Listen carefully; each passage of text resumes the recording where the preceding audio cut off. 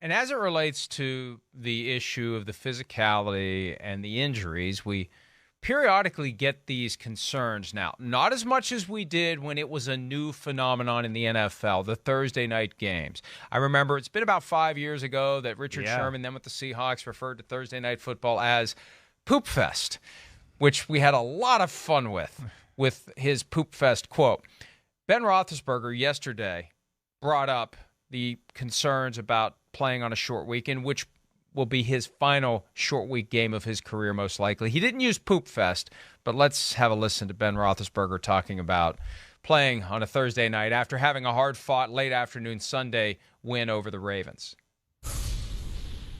Ben, how can you get your body right you had a couple of ailments this year to try to get ready for Thursday? Just have as many people help as you can, chiropractors, masseuses, training staff, getting in the pools and just doing whatever you can to get yourself ready. Everyone has to do this, throughout the year. I don't think anybody really likes it except for the NFL and all the money that they make. Players it's tough. And, that's the reality, and everybody does it. The money drives it.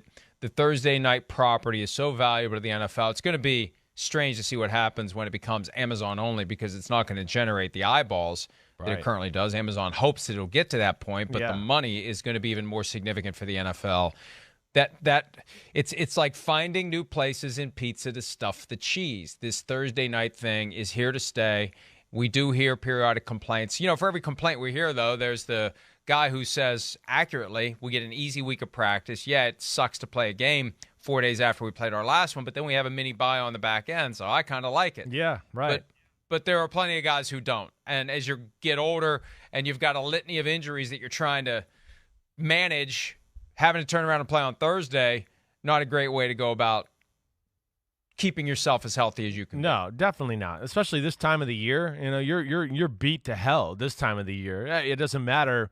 Oh, we have 7 days between a game, 8 days between a game. You're getting up every morning this time of the year going, damn, holy crap, I'm sore as hell. As you're trying to wake up. I mean, that's just the way it is. You literally go to brush your teeth and you're like, man, my back or my shoulder. And again, I'll state I was just a wimpy quarterback. I can't even imagine how the T.J. Watts and the Minka Fitzpatricks of the world feel. We heard Devin McCourty a few weeks ago for the Patriots. He talked about it as far as like, man, it stinks. Yeah. And Mike, I think you're right. Like the only people that really like it, I think for the most part, are the coaches, because it does give them an extra day or two on this mini bye weekend like you've discussed. And then the young players. I think you hit like spot on with that. The young players looked at it like they don't care. Yeah, year 1, year 2, they're like Gumby still. It doesn't matter. But, as you discussed, like with the contract thing, once you start to get to year 4 and 5 and, the years and the hits start to pile up and anything after that, that's a lot to ask. It's a lot to ask. And, what I really want to see done, in my opinion, or that would help it, like let's find a new way to do it. Let's find a new way to do it. Again, we saw last year they can figure out different schedules. And why can't they, let's stop doing this to players if they're so concerned about player safety. Hey, maybe you play the Monday night before, then you don't play Sunday, and then you play Thursday. I would just hope they can find a way. Or maybe they just start, like we talked about last year with COVID, have a game every day of the week, and the team that's going to play Thursday played the previous Tuesday or Wednesday, whatever it is. But I would like at some point in the future for the NFL to figure it out, and if they really want like me to buy into the, safety thing, then this to me would be one of the marquee things to do to make players feel safe and healthy, especially if we're going to add another game to the season too, which I think we all think is coming. That's even worse. It's abuse that way. So figure it out schedule-wise to where you don't have to do this to football players because, all the safety stuff to me just goes in one ear and out the other as long as this is around. It's great. But I think it's all for, again, yeah, we want to keep some of the stars healthy and we want the mom and dads to have their kids play football. That's all it's about. I don't know if they really care about the players that are playing in the league right now, and I think that's what rubs me the wrong way. Well, the COVID experiment that we saw last year where sorry I said a lot there.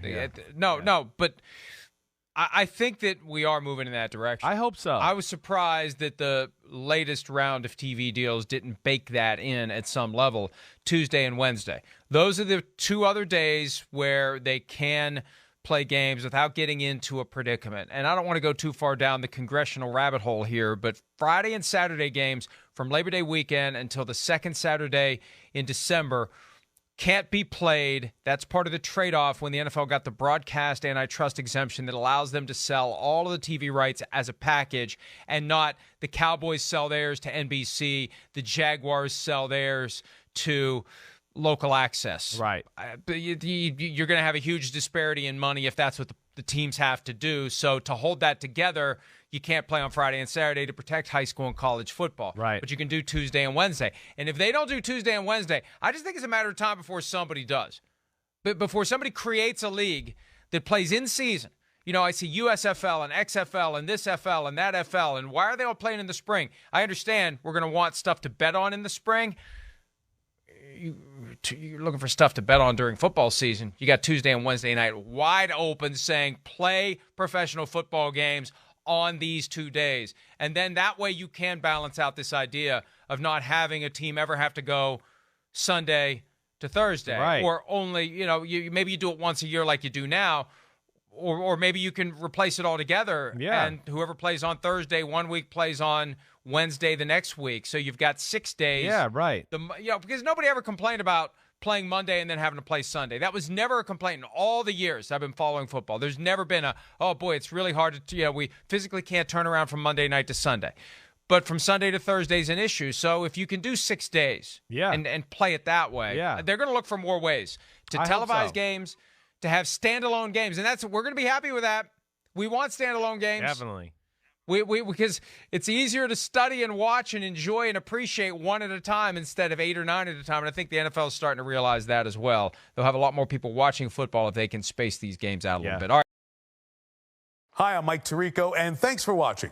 Make sure to hit subscribe for the latest news and highlights from NBC Sports.